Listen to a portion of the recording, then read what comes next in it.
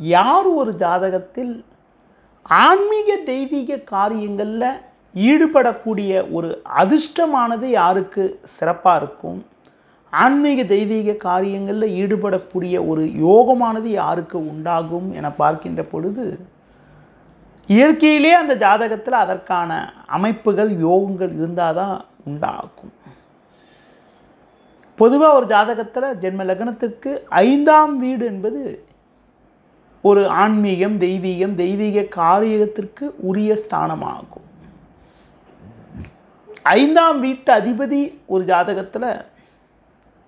சுபகிரக தொடர்போடு இருந்து, அதிலும் குறிப்பாக எந்த ஒரு ஜாதகத்தில் 5ஆம் வீட்டில்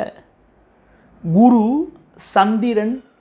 கேது போன்ற தொடர்போடு அமைப்புகள் இருக்கிறதோ அவங்க ஆன்மீக ஈடுபாடுகள் நிறைய மேற்கொள்றாங்க.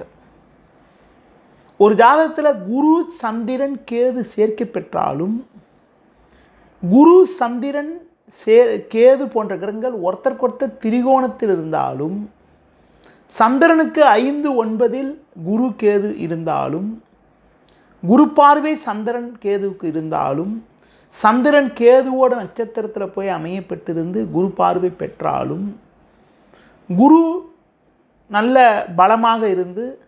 அந்த கிரகத்திற்கு உங்களுக்கு சந்திரன் கேதுவுடைய ஒரு தொடர்பு இருந்து சந்திரன் கேது நட்சத்திரத்தில் குரு இருந்தாலும் அவங்களுக்கு ஆன்மீக தெய்வீக ஈடுபாடுகள் நிறைய ஏற்படுகிறது. அதிலும் குறிப்பாக பொதுவாக ஒரு ஜாதகத்தில் கேது ஆதிக்கம் அதிகமாக வருகின்ற பொழுது, குரு கேது போன்ற கிரகங்கள் கேதுவோட நட்சத்திரத்தில் இருக்கின்ற பொழுது அவங்களுக்கு ஆன்மீக தெய்வீக விஷயங்களில் ஈடுபாடுகள் உண்டாகிறது. அதிலும் குறிப்பாக குரு சந்திரன் போன்ற கிரகங்கள் கேதுவோட நட்சத்திரம் இருந்தாலும், கேது தொடர்போடு இருந்திருந்து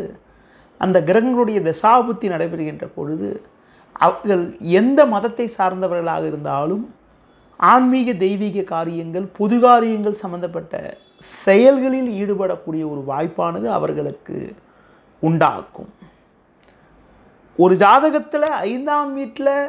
உங்களுக்கு குரு சந்திரன் கேது தொடர்பு இருந்தாலும் சரி, 5ஆம் அதிபதி போய் சந்திரன் குரு கேது தொடர்போடு இருந்தாலும் சரி, இந்த குரு சந்திரன் கேதுவுடைய தசாபுத்தி எந்த நேரத்தில் நடக்குதோ அந்த நேரத்தில் பார்த்தீங்கன்னா ஆன்மீக பணி தெய்வீக காரியங்களில் ஈடுபடுறது, ஒரு கோயில் கட்டக்கூடிய ஒரு பணிகளில் ஈடுபடக்கூடிய அமைப்புகள், கோயில் கட்டுவதற்காக அவங்களால் முடிஞ்ச என்ற உதவிகளை செய்யக்கூடிய ஒரு சூழ்நிலையெல்லாம் கூட அமைப்புகள்லாம் கூட உண்டாகும்.